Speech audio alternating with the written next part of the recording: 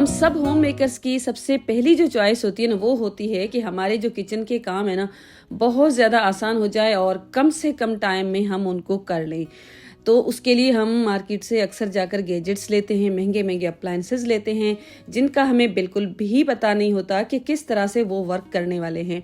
तो आज मैं कुछ आपके साथ ऐसे अप्लायंसेस शेयर करने वाली हूँ जिनको मैं सालों से यूज़ कर रही हूँ और मेरी बहुत ज़्यादा हेल्प करते हैं मेरे किचन के कामों को आसान करने के लिए। तो चलिए हम वीडियो को स्टार्ट करते हैं। Hello guys and welcome back to my channel और एडवांस में आपको हैप्पी न्यू ईयर। तो सबसे पहले यहाँ पर ये जो ऑर्गेनाइजर आप देख रहे हैं ना, ये प्लास्टिक का है, इसकी क्वालिटी बहुत अच्छी है। 4 इसमें पार्टीशंस दिए हुए हैं, तो आप डिफरेंट डिफरेंट चीज़ें एक ही टाइम पे स्टोर कर सकते हैं। स्पेशली तो बहुत ज़्यादा आसानी हो जाती है जब भी कुकिंग करनी हो ना, पूरा का पूरा बॉक्स निकाला, सारी की सारी चीज़ें एक ही टाइम पे एक ही साथ मिल जाती हैं। इस तरह से मेरे पास तो 4 बॉक्सेस हैं। 6 पार्टीशन के साथ भी इस तरह का ऑर्गेनाइजर आपको इजीली मिल जाएगा और हरा धनिया वगैरह बहुत अच्छी तरह से फ्रेश रहता है। टिश्यू पेपर लगाने की कोई ज़रूरत ही नहीं पड़ती। तो ये एक और मेरे पास बॉक्स है, इसके अंदर कोई भी नेट के बॉल वगैरह नहीं लगे हुए, ये भी बेस्ट रह जाता है। इसमें भी मैं चीज़ों को स्टोर करती रहती हूँ, इसमें भी बिल्कुल ख़राब नहीं रहती हैं। ये तो सोया रखे हैं, बाकी इसके मटर थे जो कि ख़त्म हो चुके हैं। तो इस तरह से भी मैं इसको यूज़ करती हूँ। और जब मैं मील प्लान करती हूँ ना, तो इस तरह से ये जो टमाटर और प्याज है ना, उसको मैं ब्लेंड करके इस तरह से फ्राई करने के बाद रखती हूँ ना, इसको भी मैं स्टोर करके फिर इनको भी फ्रीज करने के लिए बहुत ज़्यादा मेरी ये हेल्प करता है। अब ये मेरे पास पनीर मेकर है, इसको मैंने तकरीबन 4 से 5 साल से इसको यूज़ कर रही हूँ। बहुत अच्छा है ये, आई थिंक ये इंडियन है और इसकी जो स्टील है ना, वो बहुत ही अच्छी है। इंडियन में इसीलिए कह रही हूँ कि इसके ऊपर जो ब्रांड का नाम लिखा हुआ था ना, वो इंडियन ही कुछ लिखा हुआ था। और मैंने इसको कराची की किसी लोकल स्टोर से लिया है। बोरी बाज़ार में आपको ईजिली इस तरह की चीज़ें मिल जाती हैं अगर आप कराची में रहते हैं, तो मैंने भी वहीं से लिया है। तो इस तरह से पनीर मैं इसमें बनाती हूँ, बहुत ज़्यादा आसानी हो जाती है, कपड़ा वगैरह लगाने की कोई ज़रूरत नहीं पड़ती है। तो बस इस तरह से आप इसको यूज़ कर सकते हैं। पनीर जब भी आप अगर घर पे बनाते हैं ना, तो ये बेस्ट ऑप्शन रहता है। एक बार का ही खर्चा है, आपके बहुत सारे काम भी आसान हो जाएंगे और पनीर है ना, वो भी बहुत ही अच्छी सी शेप में आपको मिल जाएगा। तो इस तरह से देखें, पनीर मैं अक्सर अपने घर पे ही बनाती हूँ। पनीर बनाने की अगर आपको वीडियो चाहिए ना, तो मेरे चैनल पे आप देख सकते हैं। अक्सर मार्केट से भी पनीर लेती हूँ, लेकिन जो अपने घर पे रेडी करती हूँ ना, उसकी तो बात ही अलग होती है। अब भी ये मेरे पास है एक स्टैंड मिक्सर आप बोल सकते हैं, डो मेकर बोल सकते हैं। ये मेरे किचन में तकरीबन 4 सालों से तो होगी। मैं इसको रेगुलर बल्कि डेली बेसिस पे जितनी बार मुझे आटा लगाना होता है ना, उतनी बार ये यूज़ होती है। वेस्ट पॉइंट की है और इस तरह से 3 अटैचमेंट्स इसके साथ आई हैं। एक से आप अपनी क्रीम जो होती है ना, जिससे हम केक वगैरह बनाते हैं, आइसक्रीम बनाते हैं, वो बीट कर सकते हैं। और अगर आप चाहें तो कपकेक वगैरह की डो होती है ना, वो भी आप इसमें बीट कर सकते हैं। पिज़्ज़ा डो भी बीट कर सकते हैं। मैं स्पेशली इसको अपने किचन में यूज़ करती हूँ। पिज़्ज़ा जब बनाना होता है, जैसे ये जो है ना, स्पेशली बहुत ज़्यादा यूज़ होता है, तकरीबन यही यूज़ होता रहता है। और इसके साथ साथ एक स्टील का बोल आया है। इस तरह की जो मशीन्स है ना, उनमें ग्लास का बोल भी आता है, लेकिन ग्लास का बोल मुझे ठीक नहीं लगता क्योंकि किचन है, काम करते करते गिर भी सकता है। तो स्टील का बोल बेस्ट रहता है। और आप यहाँ पर देख सकते हैं, बिल्कुल ये नया है, बिल्कुल भी किसी साइड से ना डैमेज है, क्योंकि इसको मैं रेगुलर बेसिस पे यूज़ करती हूँ। तो कुछ ना कुछ तो डैमेज इसको होना चाहिए, लेकिन कहीं से भी ये ख़राब नहीं हुआ है। तो अब मैं इसमें आटा लगाने का भी आपको तरीका दिखा देती हूँ, क्योंकि मेरे पास एक कमेंट आया था कि इसको यूज़ करने का कंप्लीट तरीका हमारे साथ शेयर करें। तो मैंने सोचा आज इसका कंप्लीट रिव्यू शेयर कर दूं। तो इस तरह से अभी तो मैं पराठे की डो लगा रही थी, तो मैंने इसमें अच्छा खासा आटा डाला है क्योंकि पराठे मुझे फ्रीज करने हैं। मेरी फैमिली में हम 4 मेंबर्स ही हैं, तो उसी के अकॉर्डिंग मैं हमेशा आटा लगाती हूँ। कभी कभी एक्स्ट्रा भी थोड़ा सा आटा लगा देती हूँ, लेकिन अगर आपकी फैमिली थोड़ी सी बड़ी है, जैसे 7 से 8 मेंबर्स है ना, तो भी आप इसको ले सकते हैं। तो मेरा तो 4 का एक्सपीरियंस बहुत अच्छा रहा है। तो जितना भी मुझे आटा लगाना होता है ना, तो इस तरह से मैं बोल में डाल देती हूँ। और इसके ऊपर आप देख सकते हैं 3 तरह के निशान दिए हुए हैं। तीनों जो इसके अंदर बीटर लगते हैं ना, उन्हीं के निशान है। और सबसे जो लास्ट का है ना, इसको मैं यूज़ करती हूँ। तो इसकी जो स्पीड है ना, वो मेंशन है 1 से 2 तक। तो इतनी ही स्पीड पे मैं अक्सर इसको चलाती हूँ। बटन से इस तरह से ये ओपन हो जाता है। एक प्लास्टिक की लिड भी दी हुई है और ये ट्रांसपेरेंट है। और जब हम इसको चलाते हैं ना, तो इस तरह से देख सकते हैं सक्शन कप्स भी दिए हुए हैं। तो इस तरह से मशीन है ना इधर उधर बिल्कुल भी नहीं घूमती है, एक जगह पे जाकर बिल्कुल फिक्स हो जाती है। फिर चाहे जितना भी इसके ऊपर प्रेशर आ जाए ना, मशीन एक जगह पर ही अपना काम करती रहती है। तो यहाँ पर ये आटा मैंने डाल दिया है इसके अंदर और कुछ इस तरह से खोलने के बाद ये बोल यहाँ पर फिक्स हो जाएगा। फिक्स करने के बाद अब यहाँ पर ये जो अटैचमेंट है ना, इसी को मैं यूज़ करती हूँ आटा गूंदने के लिए। और बस उसके बाद इसमें पानी डालना होता है और ये हमें अपनी होम मेकिंग की जर्नी है ना, उसमें अंदाज़ा हो जाता है कि आटा गूंदने के लिए कितना हमें पानी ज़रूरी होता है। इस मशीन की मुझे सबसे ख़ास बात ये लगती है कि आप अपने अकॉर्डिंग इसमें पानी डाल सकते हैं। ऊपर से आटा आपको अंदाज़ा हो जाएगा कितना पानी ज़रूरी है। तो यहाँ पर मैं आपको डाल डाल के भी दिखा रही हूँ, थोड़ा थोड़ा करके आप डाल सकते हैं। अगर आप चाहें तो एक ही टाइम पे पूरा पानी डालने के बाद भी आप अपने आटे को बहुत अच्छी तरह से गूंद सकते हैं। बहुत अच्छे से ये फेंटा लगाती है, स्पेशली अगर पिज़्ज़ा की जो डो बनाते हैं उसके लिए तो ये मशीन बेस्ट है। पराठे का जो आटा लगाते हैं ना, उसके लिए भी आटा बहुत ही अच्छी तरह से ये गूंद देती है। इसमें आप आइसक्रीम भी बना सकते हैं, आइसक्रीम की जो क्रीम होती है ना उसको भी आसानी से बीट कर सकते हैं, कोई भी काम कर सकते हैं। अगर आप इस एक को ले लेते हैं ना तो आपके काफ़ी सारे काम बहुत ज़्यादा आसान हो जाएंगे। तो यहाँ पर तो मैंने थोड़ा थोड़ा ही पानी करके डाला है ताकि आपको अच्छी तरह से अंदाज़ा भी हो जाए और मैं आपको अच्छी तरह से समझा भी सकूँ। तो इस तरह से पानी डालने के बाद बिल्कुल, अगर आप इसकी स्पीड को ज़्यादा करेंगे तो बिल्कुल 2 से 3 मिनट भी नहीं लगते, आपका आटा आराम से लग जाएगा और आपका बहुत ज़्यादा काम है ना आसान हो जाएगा।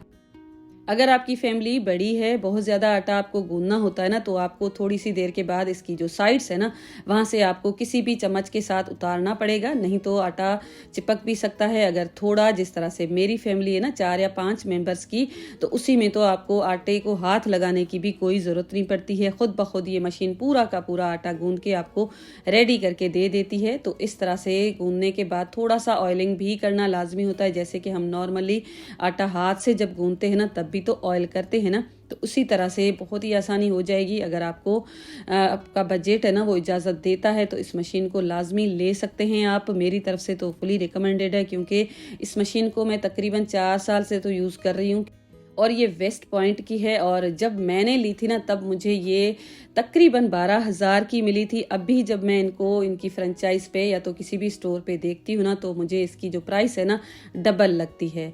तो वैसे ही इलेक्ट्रॉनिक्स की जो भी चीज़ें थी उनकी प्राइसेस बहुत ज़्यादा इंक्रीज़ हुई हैं, तो इसकी भी प्राइस काफ़ी ज़्यादा इंक्रीज़ हो गई है।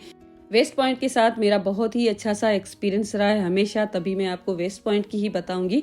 अगर आप किसी और ब्रांड की लेना चाहते हैं तो वो भी ले सकते हैं। और इस तरह से ये फाइनल आटे का लुक है। आप मुझे कमेंट करके ज़रूर बताइएगा कि ये वाली मशीन आपको कैसी लगी। अगर आप वर्किंग है ना तो आपको इसको लेना तो बिल्कुल 100% बनता है, आपके बहुत सारे काम आसान हो जाएंगे। पेंडेमिक में मैंने इसको ली थी और उसके बाद घर पे जितनी टाइम का आटा लगता है ना इसी मशीन में ही लगता है। पिज़्ज़ा बनता है, आइसक्रीम्स बनती हैं, इसी मशीन के साथ मैं बनाती रहती हूँ। और मुझे तकरीबन आटा 4 या 5 साल में मैंने 1 या 2 बार ही हाथ से लगाया होगा, वो भी जब मैं गाँव जाती हूँ ना तभी। अब ये मेरे पास एक वेजिटेबल कटर है, इसको भी तकरीबन 1 से 2 साल से तो मैं यूज़ कर रही हूँ। इसकी भी क्वालिटी बहुत अच्छी है। इसके साथ और भी बहुत सारे अटैचमेंट्स आए थे और इसकी कंप्लीट वीडियो भी मैंने शेयर की है, वहाँ जाकर आप चेक कर सकते हैं। मैं इसको जब वेजिटेबल राइस बनाती हूँ या अपनी मंथली या तो फिर वीकली मील प्लान करती हूँ ना, तब मुझे सब्जियां इस तरह से कट करके रखनी होती है चाइनीज़ वगैरह बनाने के लिए, तब भी मैं इसको यूज़ करती हूँ। तो बहुत ही अच्छे से ये काम करती है। आप देख सकते हैं गाजर मैं कट कर रही हूँ, बिल्कुल भी थोड़े से टाइम में इस तरह से ये चॉप हो जाती हैं और बहुत अच्छी तरह से चॉप हो जाती हैं। एक ही बॉल में आपको सारी की सारी सब्जियाँ कट्टी भी मिलती हैं और चॉपिंग बोर्ड या किसी भी नाइफ वगैरह की कोई ज़रूरत ही नहीं पड़ती है, बहुत ही आसानी से ये कट हो जाती है। मैं इसको रेगुलर बेसिस पे नहीं यूज़ करती हूँ क्योंकि इसके इतने सारे अटैचमेंट्स हैं ना, तो मुझे वॉश करना थोड़ा सा मसला रहता है। तो जब मुझे वीकली मील प्लान करनी होती है ना तभी मैं इसको यूज़ करती हूँ। तो इस तरह से एक बार में सारी सब्जियाँ कट कर देती हूँ और उसके बाद इनको फ्रीज़ कर लेती हूँ, या कोई चीज़ बनानी होती है ना तो भी मैं इसके साथ बना लेती हूँ। तो बहुत ही अच्छी से ये भी काम करती है। इसके साथ एक बास्केट भी दी हुई है, डबल बास्केट के साथ आई है, तभी अगर एक्स्ट्रा कोई मॉइस्चर वगैरह सब्जी में होगा ना तो वो भी ड्रेन हो जाता है इसी के साथ ही। तो इसको भी अगर आप चाहें ना तो परचेज़ कर सकते हैं।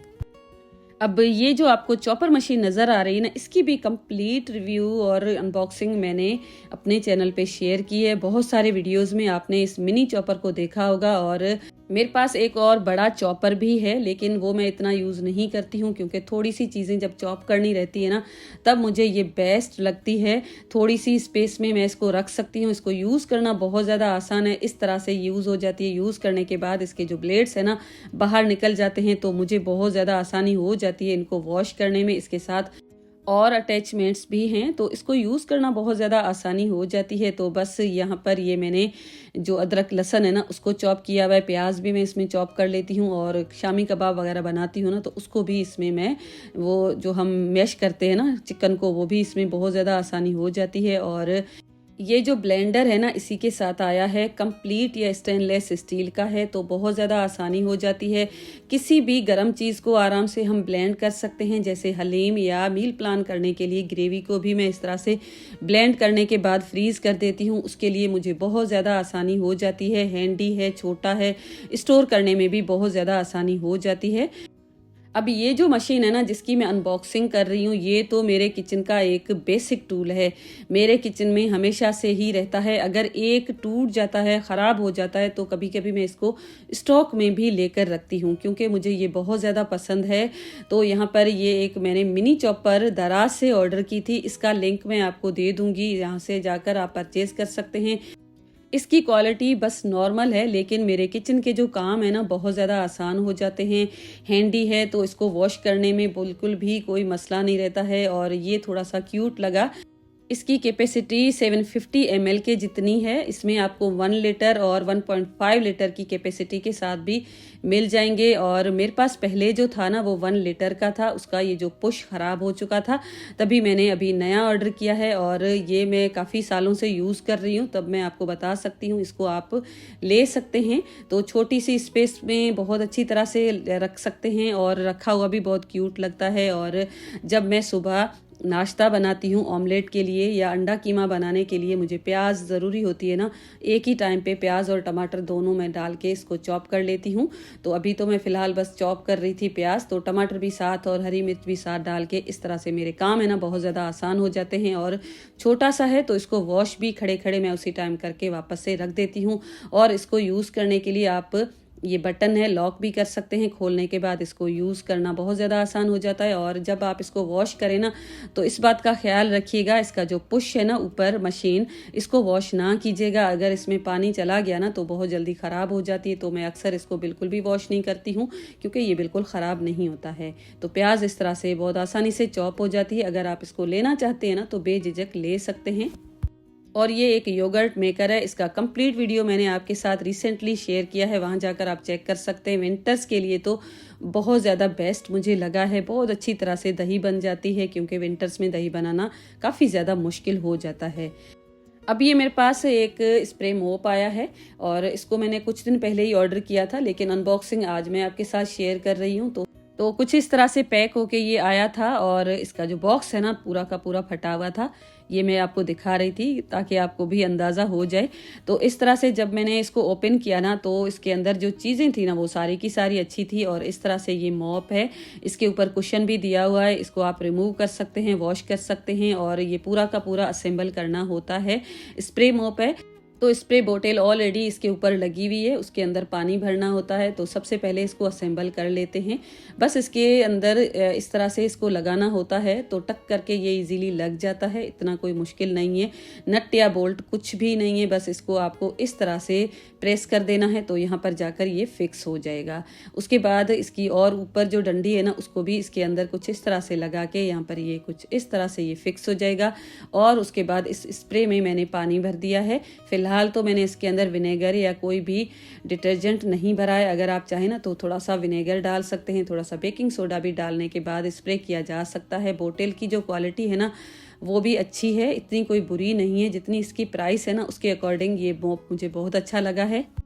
तो इस तरह से ये रोटेट भी हो जाता है। और सबसे ख़ास बात मुझे ये लगी है कि बस इस तरह से आप स्प्रे करो, ऊपर से इसका जो गन है ना स्प्रे गन वो भी दी हुई है, तो बस आराम से स्प्रे भी हो जाएगा। आपको बकेट भर के जो पानी रखते हैं ना वो भी रखने की कोई ज़रूरत नहीं पड़ेगी।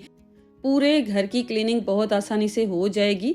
लेकिन मैंने इसको अपने किचन के लिए ऑर्डर किया है, क्योंकि किचन में आपको पता है कोई ना कोई चीज़ गिर जाती है, पूरा दिन उसको मोप लगाना होता है, झाड़ू लगानी होती है। तब भी मैंने स्पेशली किचन के लिए ही इसको रखा हुआ है। तो स्प्रे करने के बाद बहुत ही आसानी से खड़े खड़े ही मोप लग जाएगा। तो ये था मेरा आज का वीडियो। 100% ऑनेस्ट रिव्यूज़ मैंने आपके साथ शेयर किए हैं। जो भी लिंक्स मुझे मिली वो मैं आपको शेयर कर दूंगी। अगर नहीं मिली तो वो आप लोकल शॉप से जाकर आराम से परचेज कर सकते हैं।